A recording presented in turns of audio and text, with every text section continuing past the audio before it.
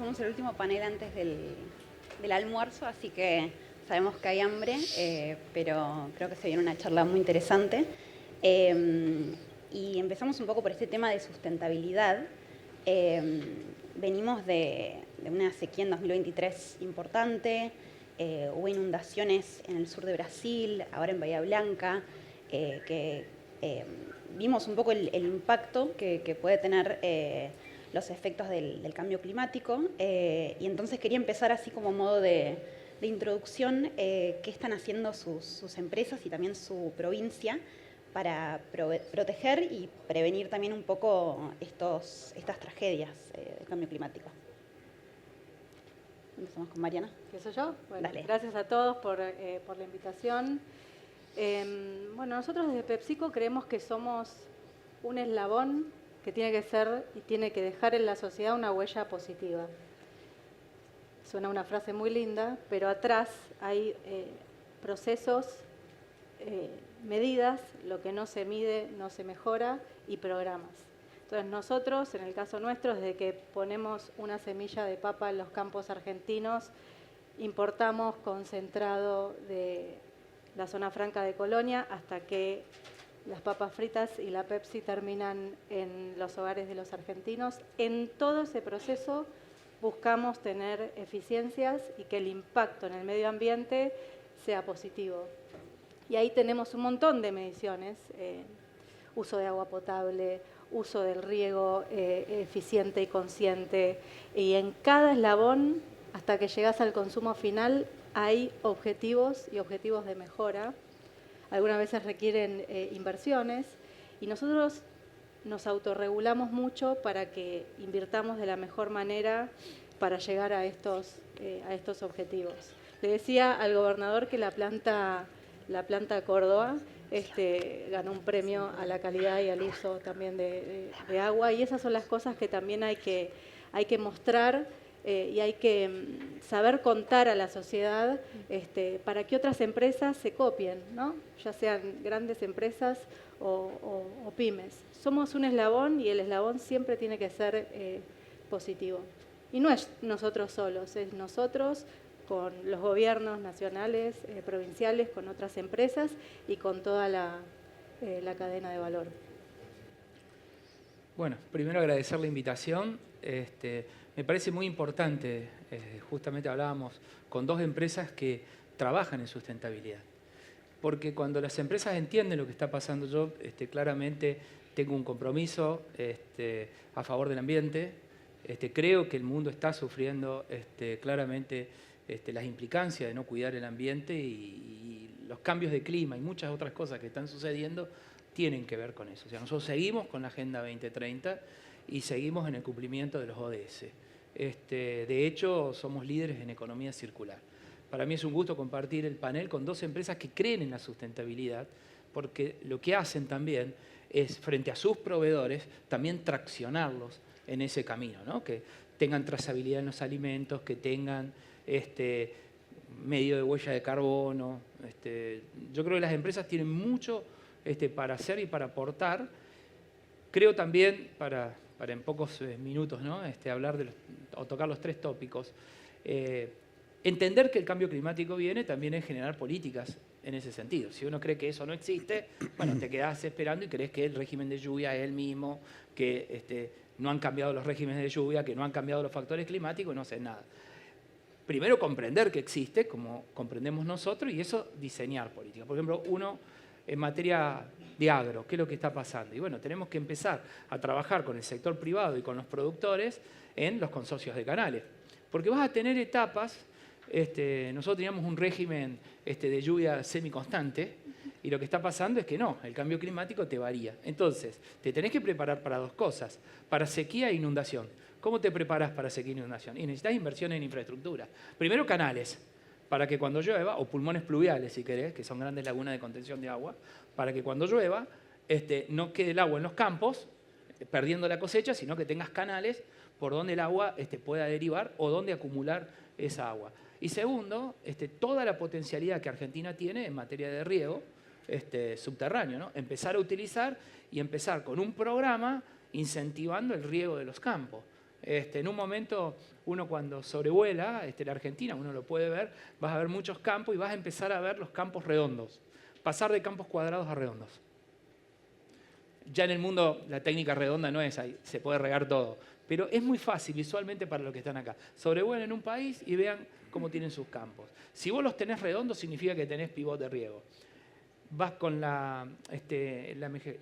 cómo ha mejorado la genética en materia de semillas, que son más resistentes a los cambios climáticos. Más riego, podés resistir la sequía. Reconocer esto también es empezar a entender que tenemos que tener políticas de trazabilidad. Y entender el cambio climático y entender la sustentabilidad es entender también que tenemos una gran oportunidad también de crear negocios o de perderlos.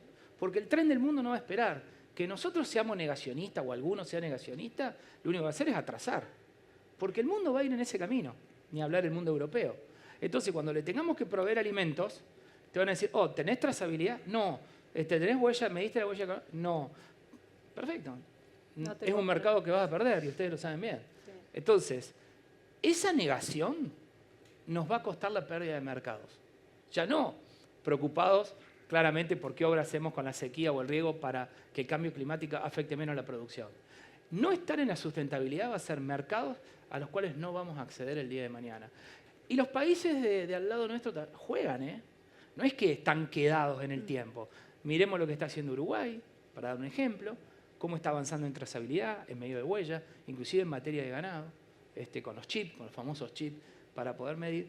Bueno, me fui un poco del tema, pero quería tocar 3 tópicos y creo que hay que hacer estas obras, hay que trabajar en conjunto con los productores, hay que trabajar en las cuencas, en la sustentabilidad, en las buenas prácticas agropecuarias.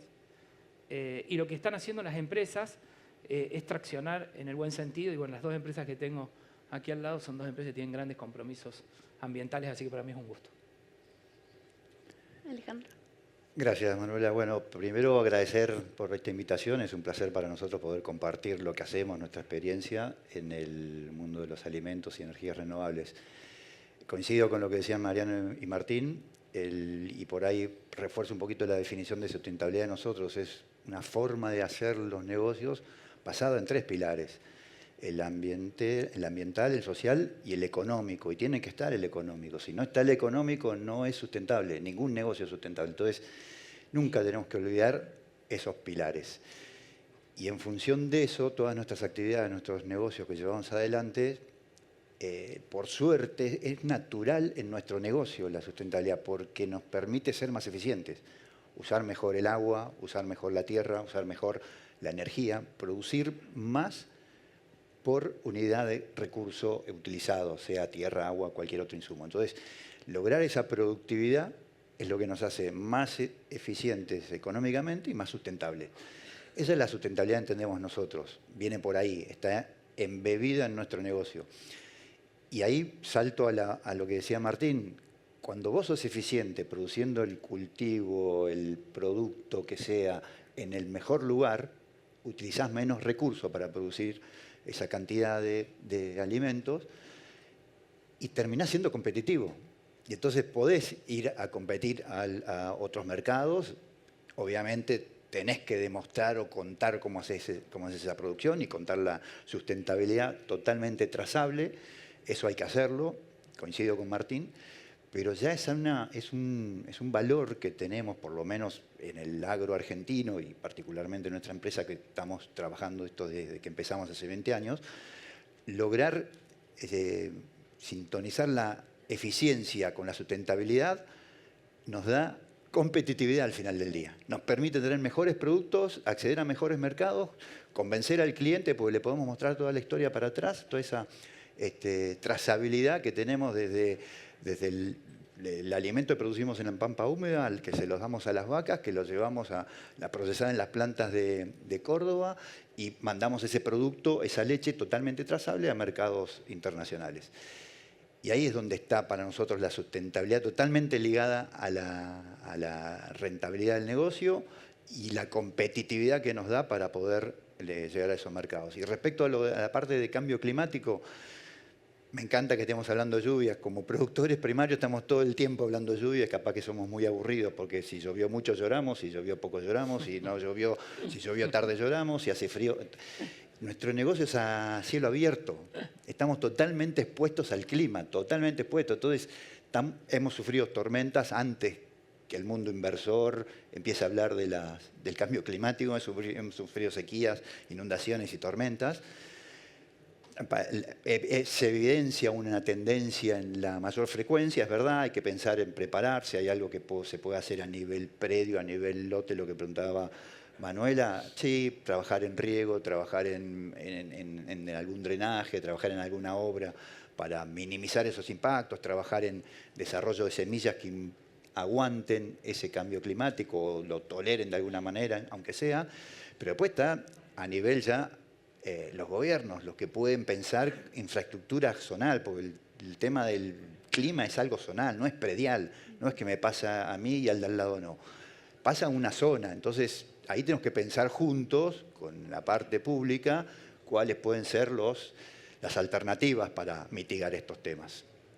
Los dos mencionaron inversión en infraestructura y me parece que esta última tormenta un poco reabrió la cuestión de la obra pública y sobre quién recae el sector público, el privado, también un poco nación, provincias.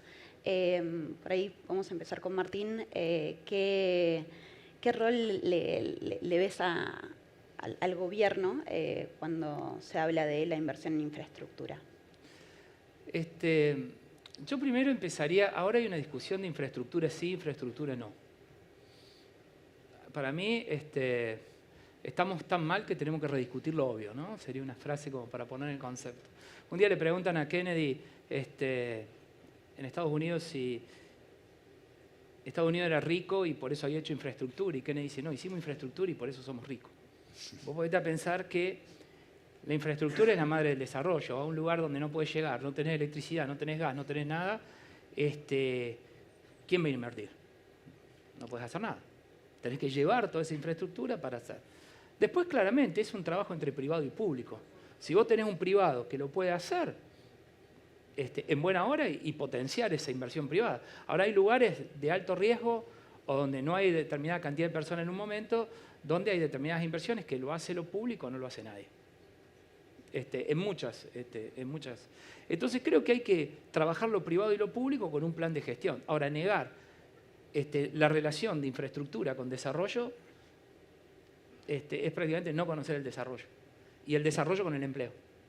Entonces, para nosotros es muy importante tener un programa y en donde pueda hacerlo privado. Nosotros en Córdoba potenciamos la actividad privada, trabajamos en conjunto con lo privado, pensamos que gobernar es generar trabajo y lo privado es central. Ahora sabemos que el privado no puede estar en todos lados. Él recién daba un caso claro. Yo voy a hablar de una experiencia. Nosotros teníamos el sur de Córdoba inundado. De hecho, hubo una vez un gobierno que fue y le planteó, cuando tenían todo el campo inundado, ¿por qué no se dedicaban a la piscicultura? Casi lo mata la gente, imagínate. Decían, che, es como, o sea, es gracioso, pero ha pasado. ¿Qué pasó hoy? Estamos hablando de miles de hectáreas. Las canalizamos. Y lo que antes estaba bajo el agua, hoy está bajo la producción agropecuaria. No solo eso, sino que vengo el otro año, una vez canalizada, quedó el campo, es una zona ganadera, pero el agua era de baja calidad. Hicimos el acueducto ganadero, tal vez, naturalmente, el más grande que se inauguró hace poco, pero debe ser uno de los más grandes. Y hoy puede multiplicar por 3 la producción. Y eso lo hizo el gobierno provincial.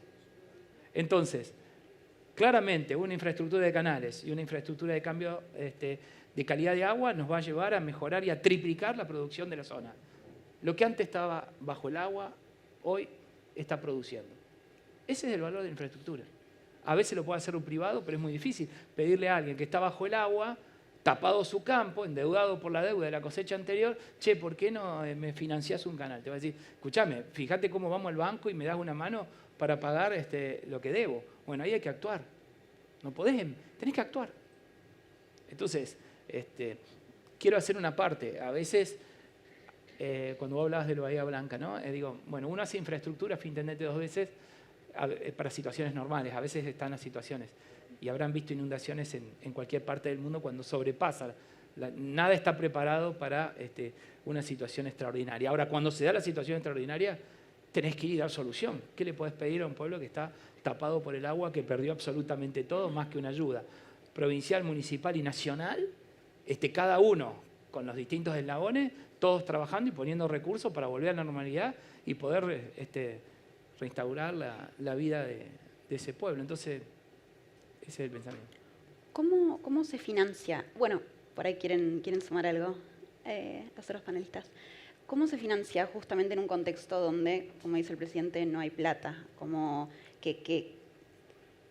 llevas a cabo esas inversiones de infraestructura hoy día? Una cosa es lo conceptual y otra cosa es lo coyuntural. Si lo conceptual estamos de acuerdo que la infraestructura tenemos que trabajar sobre lo privado y lo público, ¿nos genera desarrollo o creemos que la infraestructura no genera desarrollo y no es necesaria? Bueno, hay un tema conceptual, yo ya lo expliqué antes, por lo menos mi concepto. El otro tema es que coyunturalmente vos podés estar en un problema y que naturalmente si no lo podés hacer, bueno, no lo podés hacer. Lo que no puede ser es eterno. Porque cuando uno habla de infraestructura, a lo mejor ahora lo vinculan mucho a rutas. Vincular a la luz, vincular al gas, vincular lo que va a pasar con los ferrocarriles, vincular las obras nuevas o el mantenimiento. Entonces, el programa que tengas, no podés estar eternamente inmóvil, porque eso te va a originar que cuando se reactiven determinadas industrias, ojalá Dios quiera rápido, una ola de calor, no tengas luz, porque tenés que pensar en la generación de luz, en el transporte y la distribución. Tenés que pensar en lo que va a pasar con el gas. Vaca muerta, hermoso para recibir inversiones. Estamos construyendo la posibilidad de sacar, porque si no vas a comprar un terreno que no vas a tener dónde sacar el gas que producís. Entonces, tenemos que construir rápidamente, pensar en las dos cosas. Tenemos una oportunidad que sin infraestructura, ¿cómo la financiás? Todo lo privado que uno pueda. Para eso hay un marco que hay que generarle para que eso privado tenga en el tiempo seguridad, con la historia que Argentina tiene también, ¿no? Porque no es que el privado viene y dice, ay, tenemos una historia atrás, entonces hay que darle muchas más garantías. Yo acompañé el RI para dar muchas más garantías para que puedan invertir en Argentina. Pero tenés que tener un plan y tenés que tener una gestión clara, que se mueva a la par de solucionar los temas macroeconómicos, para mí. También hay créditos internacionales en obras que se pueden usar, que hay en el mercado créditos para obras, organismos internacionales. No es necesario que sea claramente con emisión. Hoy me parece que está claro que estamos buscando la estabilidad con baja de emisión, con superávit para buscar una estabilización inflacionaria que es central, ¿no? No se puede vivir con la inflación que teníamos. Pero a la par, esta discusión de la infraestructura no puede estar estancada. Tenés que operar, vamos a traer inversión privada, vamos a traer créditos internacionales.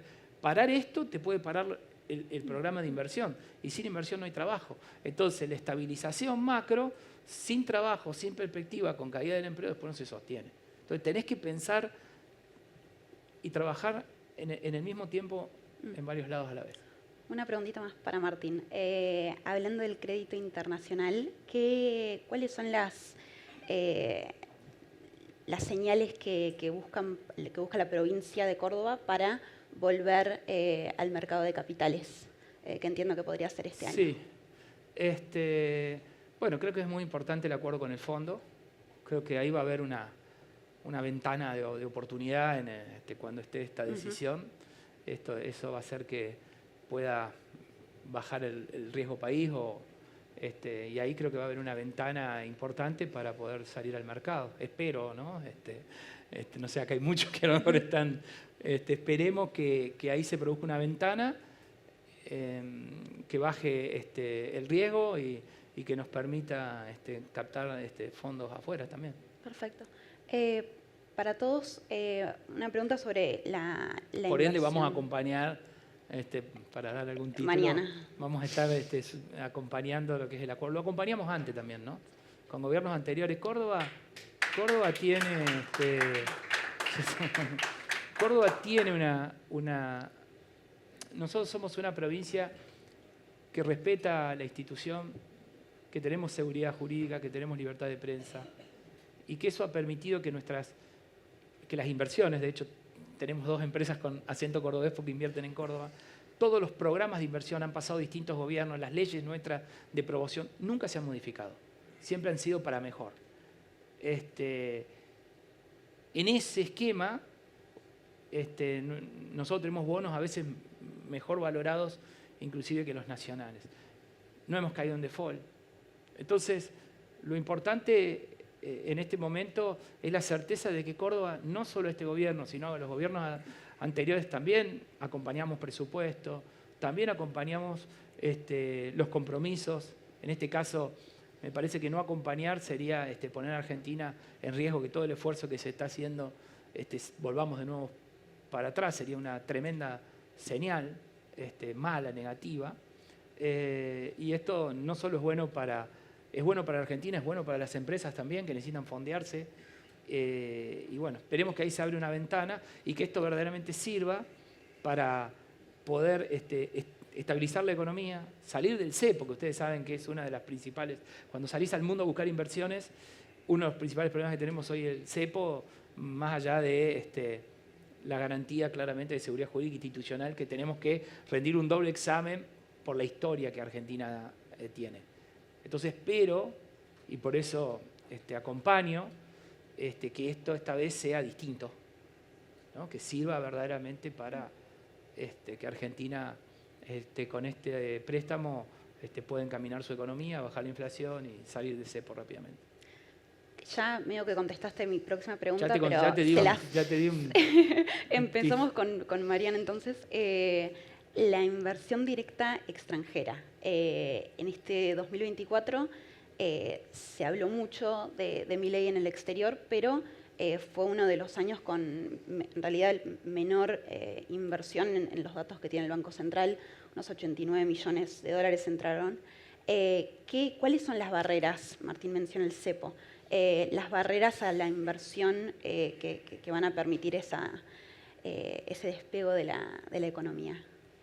Mira, cuando un país está hiperregulado, que tiene capas de regulación, limitaciones cambiarias, eso lo que hace es restringir la inversión. Y si no hay inversión, como dijo Martín, la palabra desarrollo es la palabra justa, crecimiento. Cuanto más controlado tenés, menos crecimiento y desarrollo vas a tener. Entonces, ¿cómo nos miran de afuera?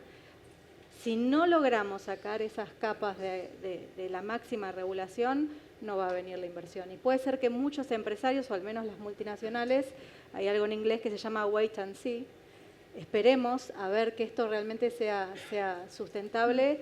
Y desde ya que la Argentina es una tierra de oportunidades, lo dicen los números, no lo dice la frase romántica de tierras de oportunidades.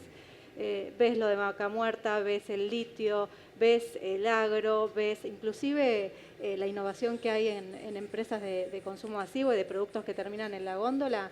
Es un potencial enorme. Si esas capas se liberan, yo creo que todo el mundo, y a cada reunión que vas de afuera, te preguntan y cómo va, y el cepo. Está todo el mundo interesado y viendo qué va a pasar en Argentina, pero creo que todavía están en este wait and see, esperemos y miremos que las cosas verdaderamente pasen. Si la confianza y los hechos, no relatos, sino hechos, no palabras, empiezan a venir, si yo a mi casa matriz le puedo decir, tengo liberación del cepo, puedo traer maquinaria para productividad, puedo pagarle a alguien normalmente en el extranjero para, no sé, agarrar la línea y traer automatización en la línea. Millones de cosas. Si yo puedo, con hechos, no palabras, a las casas matrices explicar que Argentina está muchísimo mejor en términos de regulación, impuestos, las inversiones van a venir porque el room to grow, ¿no? el espacio para crecer es recontra atractivo.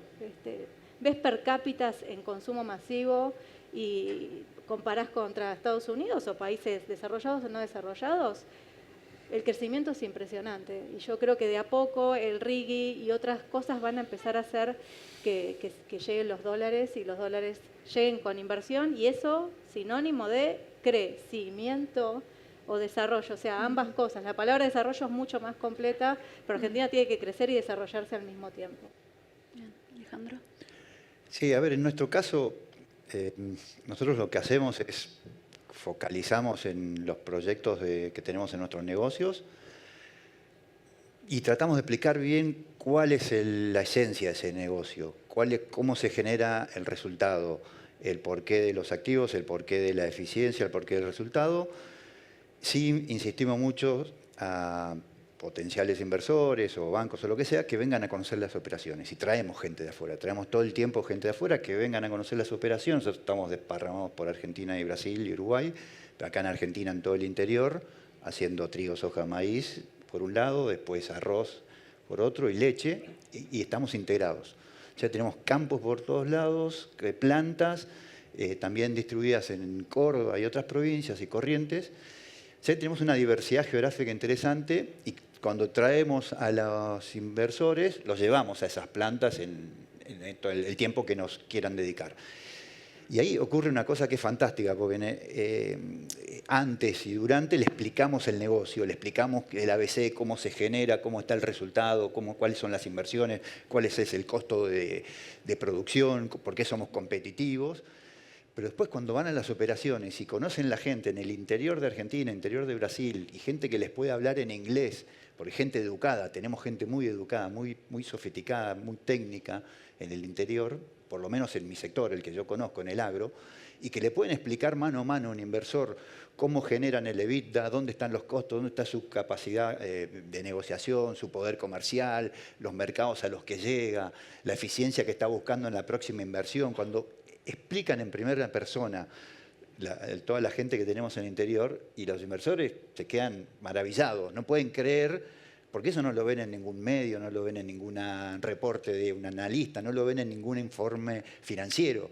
Eso lo ven cuando van al campo, a la planta y ven realmente y entienden la eficiencia y deciden invertir.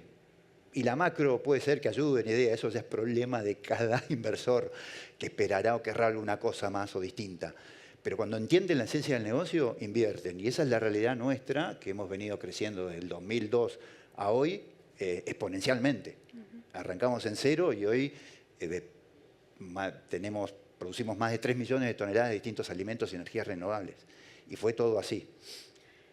Alejandro, te tenemos acá, entonces no puedo dejar de preguntarte ¿cómo siguen las negociaciones con la cripto Tether? ¿Qué nos podés contar de las charlas? Manuela, sabés que por restricciones legales no podemos hacer ningún comentario al respecto, así que paso a la siguiente pregunta. Perfecto, una más fácil tiro. Ya que estamos hablando el cepo, uno de los componentes es del tipo de cambio. ¿Cómo ven actualmente cada uno de ustedes el tipo de cambio sí, para sus empresas y industrias también? Bueno, cuando uno reporta lo que se llaman las empresas P&Ls o cuando tenés que reportar ganancias, muchas empresas, hablo más por las de consumo masivo, han sido un electrocardiograma, ¿no? Un año tanto, otro año tanto, y lo cotizó al blue, lo cotizó al oficial. Se vuelve un poco difícil de explicar y viendo, no sé si más que la coyuntura del presente, creo que si esto sigue así, va a haber una normalización y una estabilización de los márgenes en las empresas de consumo masivo y vamos a poder ser de nuevo referencia afuera y no vamos a hacer estas oscilaciones, que es lo que le hace mal a la Argentina o a las empresas argentinas, no poder tener una constancia en los reportes financieros. Y sin duda, un tipo de cambio lógico también beneficia el reporte de márgenes y eso lo que hace es que se pueda reinvertir. Vos podés reinvertir en productividad, no es el margen por el margen en dólares, sino la rentabilidad muchas veces significa que un país se vuelva más atractivo para invertir. Y eso es muy importante, y más para las empresas multinacionales que después en el fondo miran el mundo y miran las inversiones y el potencial de crecimiento en función de reglas claras y reglas estables. Entonces, ojalá Argentina, y creo que hay un camino o algunas señales que muestran que esto puede ser así. Mencionaste un tipo de cambio lógico, ¿a qué te referís con eso? bueno, que esté en el marco de precios internacionales. No te voy a decir el precio del dólar porque no lo sé. No. Digamos, tiene que haber una lógica para que tengas una relación con los países, tus países vecinos y precios globales. Creo que ahí tiene que haber un equilibrio y una lógica. Bien. Alejandro. No, a ver, sí, puede ser que a veces, como decía Mariana, te lleva tiempo explicar algunas cosas que de afuera no entienden, pero nada, volvemos a lo mismo de antes. Lo importante es que entiendan la esencia del negocio, cómo se genera, dónde está la rentabilidad o cómo impacta la inversión en el crecimiento futuro, en la proyección futura. Entonces, tratamos de no dedicarle mucho tiempo a eso, sino a la esencia y dónde podemos crecer, dónde podemos ser competitivos y explicar eso al inversor, al mercado o a quien sea el interlocutor. Ahí es donde me parece que tiene sentido dedicarle energías. Martín. Creo que hay que poner energía hoy en salir del cepo y después empezar a discutir los otros temas. Así que... Perfecto. El consumo y el empleo son para los tres, creo que temas centrales a lo que hacen.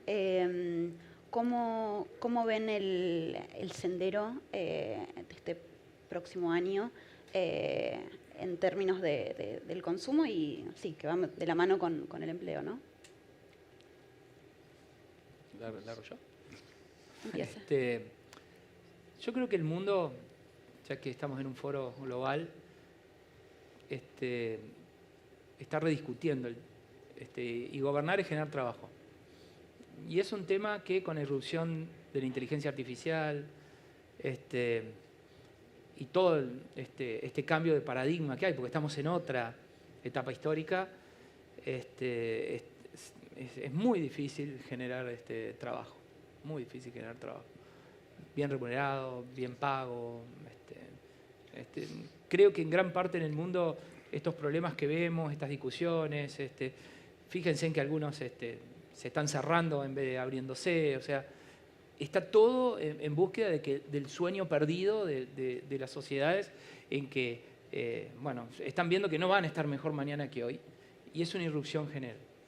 Con lo cual, sin inversión no puede haber producción, sin producción no hay empleo, pero tenemos que tener en claro que las potencialidades y hay que tener una estrategia para nosotros de plan de desarrollo. Y hay que tener una mirada sobre cómo generar trabajo y conversar con los sectores. O sea, si uno, en Córdoba a nosotros no se nos ocurre generar una planificación de política pública sin conversar con los sectores, planificando cómo te podemos ayudar, pero siempre tenemos como objetivo en lo público y privado la generación de trabajo. Creo que hoy claramente hay que estabilizar la macroeconomía, hay que bajar la inflación, hay que salir del cepo, pero hay que tener también un punto de ver cómo vas a conducir esta apertura para que también ver cómo vas potenciando los sectores para que generen trabajo en la misma. Pero tenés que tener un diálogo con cada uno de los sectores para potenciarlos. En definitiva, creo que el tema del empleo va a ser el tema central, ya lo es, pero claramente la sociedad tomamos como tema central la inflación, pero nosotros tomamos como tema central, por lo menos en la provincia de Córdoba, el trabajo. Porque el trabajo es el factor de ordenamiento de la sociedad. Y sobre la generación del trabajo se acomodan. Por supuesto que hay que tener condiciones, ¿no?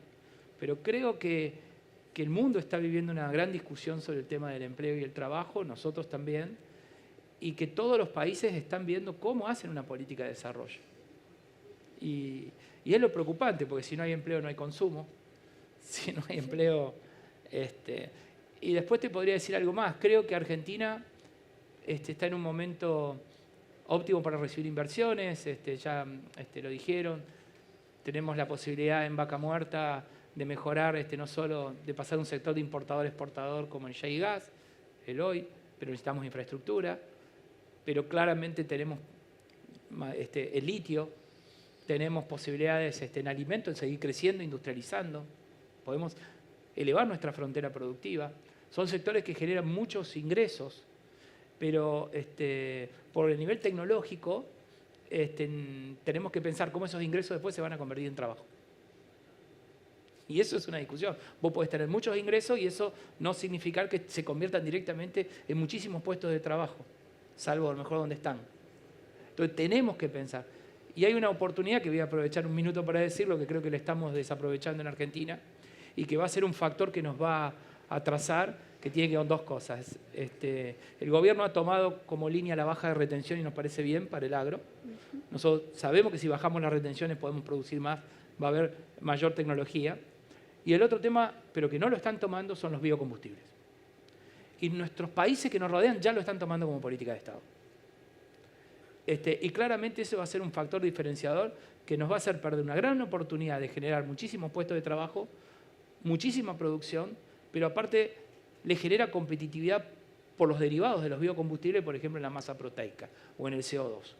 Eso lo estamos perdiendo por no tener una ley de biocombustible que nos permita tener una seguridad en el tiempo, por tener un bajo corte, y situaciones que el mundo lo está tomando como oportunidades, ya sea Brasil o Estados Unidos, para hablar de dos modelos distintos que a veces se los pone en pugna, o Paraguay, y nosotros todavía estamos quedando en una discusión y perdiendo una oportunidad que nos va a costar mucho cuando presentamos cómo el mismo influye en la cadena agroalimentaria o en el valor de la producción. Mariana, en PepsiCo, ¿cómo ven el consumo? Bueno, está siendo un desafío. La realidad que veníamos en una situación en donde el consumidor, nosotros estudiamos todo el tiempo, el consumidor, tenemos ese olfato de lo que pasa en la calle y durante muchos años el poder estaba del lado de la oferta, ¿no? Entonces se vendía lo que se producía y los pesos quemaban y mucha gente utilizó ese excedente de pesos transformado en bienes no durables. Entonces había mucho consumo, la base de consumo aumentó y ahora eso se compensó un poco porque el bolsillo de la gente está yendo a bienes durables. Leía la noticia el otro día de patentamiento récord de autos. Entonces el bolsillo de la gente está cambiando su mix, digamos.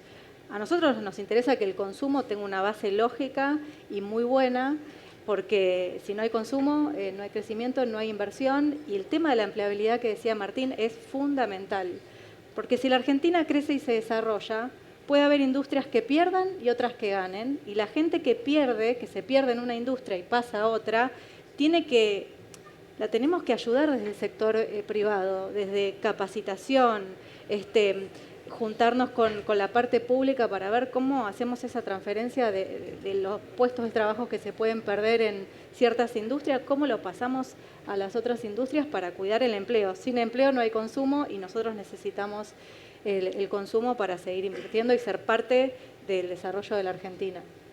Gracias. Alejandro. De la parte de empleo me gustaría hablar un poquitito. El sector nuestro, hay muchísimas oportunidades todavía para la agroindustria en Argentina, muchísimo para desarrollar, tanto en producción primaria como sobre todo la industrialización. Argentina exporta una gran cantidad de materia prima sin procesar. O sea, ahí hay otro piso que se le podría agregar al sector, todo el procesamiento e industrialización de las materias primas.